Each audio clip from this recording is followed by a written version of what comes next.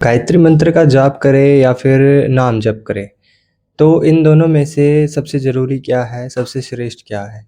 कई भक्तों के मन में प्रश्न हमेशा चलता रहता है कि जो गायत्री साधक होंगे वो गायत्री मंत्र का जप करते होंगे और जो नाम जप के साधक होंगे वो नाम जप करते होंगे। लेकिन इन दोनों में ये प्रश्न हमेशा उठता रहता है कि इन दोनों में से श्रेष्ठ क्या चीज़ है? क्या हमें गायत्री मंत्र का जप करना चाहिए या सिर्फ़ नाम जप करना चाहिए? तो आज की इस वीडियो में इस विषय पर पूरा अच्छे तरीके से समझेंगे और लास्ट में आपको क्या करना चाहिए, सही में क्या करना चाहिए, उसके ऊपर भी बात करेंगे। तो इस वीडियो को अंत तक ज़रूर देखिएगा। अगर आप चैनल पर नए हैं तो सब्सक्राइब कर लीजिएगा, वीडियो को लाइक कीजिएगा और कमेंट में लिख दीजिएगा जय माँ गायत्री या फिर आप जिस भगवान का नाम जप करते हैं, उनका जयकारा लगा दीजिएगा। तो आइए शुरू करते हैं। तो सबसे पहले हम समझते हैं कि गायत्री मंत्र का जाप करना चाहिए या नाम जप करना चाहिए, तो उसके लिए हमें इन दोनों को अलग-अलग से समझना पड़ेगा। सबसे पहले हम गायत्री मंत्र को समझते हैं। देखिए, गायत्री मंत्र जो है वो वेदों की जननी मानी गई है, यानी कि चारों वेद हैं जो हमारे ऋग्वेद, सामवेद, यजुर्वेद और अथर्ववेद। इन चारों वेदों की जननी मानी गई है गायत्री मंत्र, यानी कि पहले वेद नहीं आए, पहले गायत्री मंत्र आया। गायत्री मंत्र जब ऋषि-मुनियों ने सिद्ध किया, जो हमारे ऋषि विश्वामित्र जी थे, उन्होंने सिद्ध किया जब गायत्री मंत्र को, तो उन मंत्र में से वो चारों वेद निकल के आए। यानी कि जो हमारा असली आध्यात्मिक ज्ञान है ना, कि जो अध्यात्म की सारी नॉलेज है, वो उन चारों वेदों से पहले इस मंत्र में थी। इस मंत्र की जब सिद्धि हुई, जब ये क्रिएट हुआ मंत्र, विश्वामित्र जी ने क्रिएट किया, जब बनाया इसको, तब जाके वो चारों वेद लिखे गए। तो असली ज्ञान हमारा वेदों में नहीं, उनसे पहले असली ज्ञान हमारा गायत्री मंत्र में था। आज भी अगर कोई भक्त गायत्री मंत्र का जाप करता है, तो उसके अंदर अपने आप ज्ञान उपजना शुरू हो जाता है। उसको कोई वेद शास्त्र का अध्ययन करने की कोई आवश्यकता नहीं रहती। आप कोई वेद मत पढ़िए, कोई पुराण मत पढ़िए, रामायण मत पढ़िए, महाभारत भी मत पढ़िए, कुछ भी मत पढ़िए, केवल आप गायत्री मंत्र को सिद्ध कर लीजिए। आपके अंदर उन सभी का ज्ञान अपने आप उपजना शुरू हो जाएगा। आपको पता भी नहीं चलेगा कि आपके अंदर वो ज्ञान आ कहाँ से रहा है। इसलिए गायत्री मंत्र को वेदों की जननी माना गया है।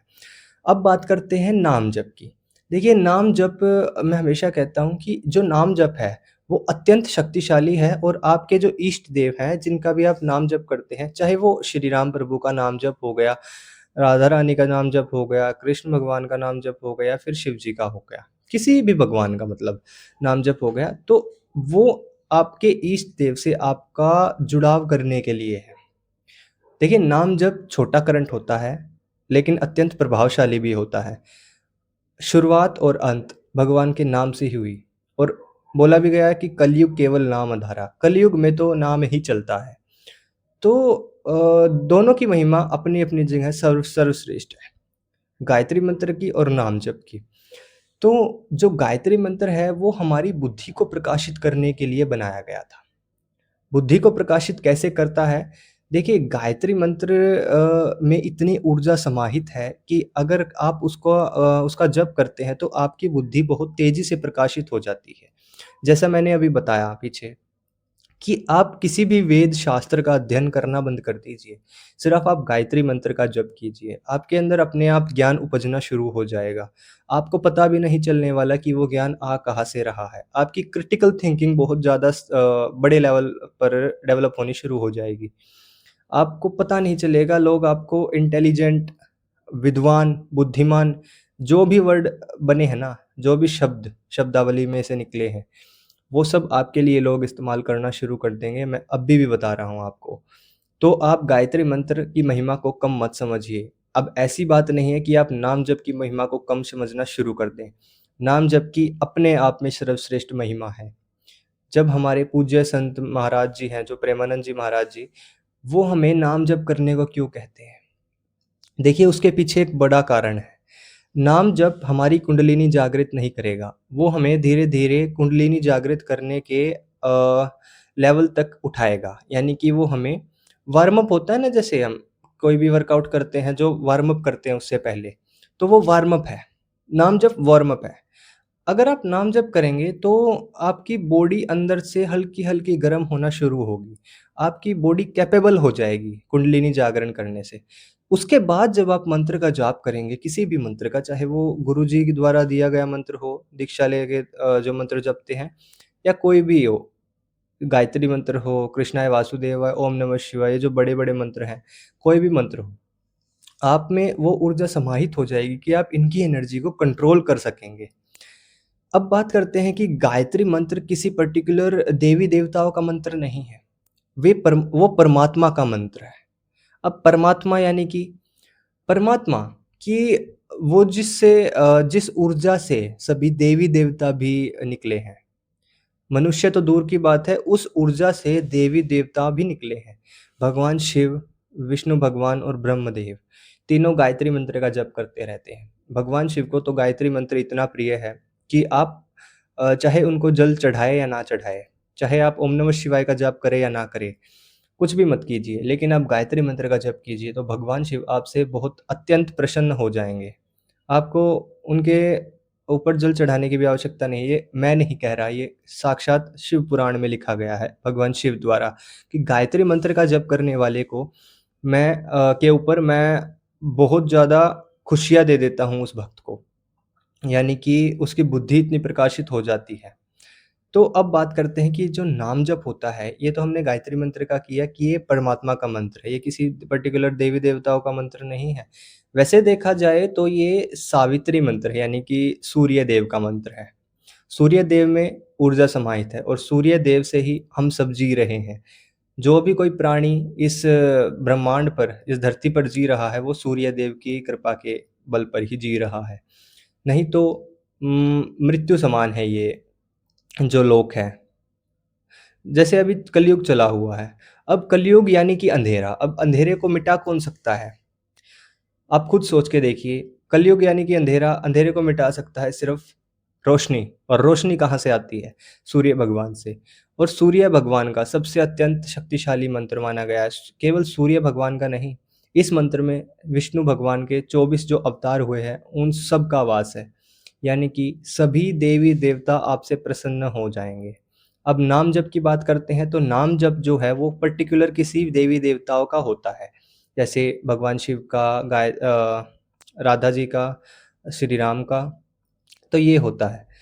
जो गायत्री मंत्र है, वो तो हमारे ध्यान को एकाग्र कर देगा और हमें परमात्मा से कनेक्ट कर देगा, और जो नाम जप है, वो हमें हमारे इष्ट देव से कनेक्ट कर देगा। तो आप समझ पा रहे हैं, दोनों का कॉम्बिनेशन हमें बैठा के चलना है।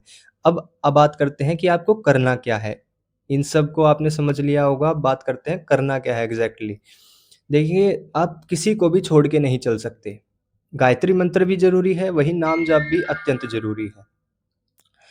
तो जैसा कि मैंने बताया कि गायत्री मंत्र से आपका ध्यान उस स्तर पर पहुँच जाएगा ध्यान के, जिससे भगवत प्राप्ति होती है, जिससे सच में भगवत प्राप्ति होती है, गायत्री मंत्र से। तो आप गायत्री मंत्र का ज़रूर जाप कीजिए, और आप नाम जप को भी मत छोड़िए।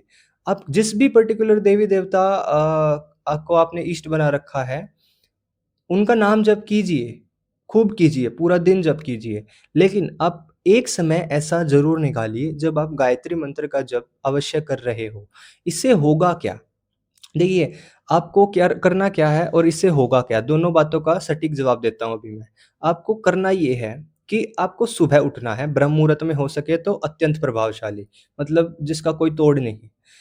आप करके देखिए, आप सुबह ब्रह्म मुहूर्त में उठ के गायत्री मंत्र का जाप कीजिए, आपकी बुद्धि एकाग्र हो जाएगी, बुद्धि प्रकाशित हो जाएगी, ज्ञानमयी बुद्धि हो जाएगी।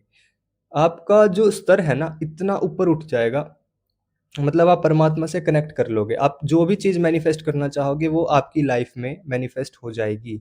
ये बात लिख लीजिए। और उसके बाद आप पूरा दिन क्या करेंगे? देखिए, गायत्री मंत्र ध्यान मंत्र है। वैसे तो आप इसको चलते-फिरते पूरे दिन में भी कहीं पर भी कर सकते हैं बिना ध्यान लगाए भी, लेकिन ध्यान लगा के ये 100 गुना फल देता है। तो आप पूरा दिन तो ऐसा नहीं है कि मंत्र में ध्यान लगा सकते हैं, लेकिन आप पूरा दिन नाम जप ज़रूर कर सकते हैं। वो आपकी नेगेटिविटी को भी हटा देगा दिमाग से, और आपको आपके इष्ट देव से कनेक्ट भी कर देगा। गायत्री मंत्र ने आपको क्या किया? आपको एक पुश दिया, आपको धकेला, आपके ईस्ट की तरफ धकेला। अब ईस्ट की तरफ आपको धकेला जैसे ही गायत्री मंत्र ने, और आपका कनेक्शन पहले से ही अपने ईष्ट के प्रति बहुत ज़्यादा है और आप नाम जप भी कर रहे हैं। तो आप सोचिए, आपको आपके इष्ट देव की कृपा कितनी जल्दी प्राप्त होगी। तो आप कर कीजिए क्या, सुबह एक बार या दिन में किसी भी टाइम आपको जब टाइम लगे, ध्यान लगा के थोड़ा-सा गायत्री मंत्र का जाप ज़रूर कर लीजिए। 11 बार, 21 बार, हो सके तो 1 माला, और ज़्यादा माला भी कर सकते हैं। जो गायत्री मंत्र के प्रॉपर साधक हैं, वो पूरा कई माला भी कर सकते हैं। इसलिए आपको नाम जप छोड़ना नहीं है। नाम जप तो सबसे ज़्यादा ज़रूरी है कलयुग में, सबसे ज़्यादा ज़रूरी है। नाम जप अगर आपका नहीं है और आप किसी एक मंत्र के सहारे हैं, तो वो आपको मतलब सब कुछ दे देगा, लेकिन कलयुग केवल नाम आधार है। ये भी तो सोच समझ के लिखी गई बात है ना। कलयुग में भगवान का नाम ही है जो भगवत प्राप्ति करवा सकता है। इसलिए कोई भी भक्त हो, श्री राम प्रभु का भक्त हो, राधा जी का भक्त हो या किसी भी भगवान का भक्त हो, कई भक्तों का सवाल रहता है कि हम गायत्री मंत्र का जप करें या फिर नाम जप करें। देखिए, मैंने आपको आज सटीक तरीके से बता दिया है।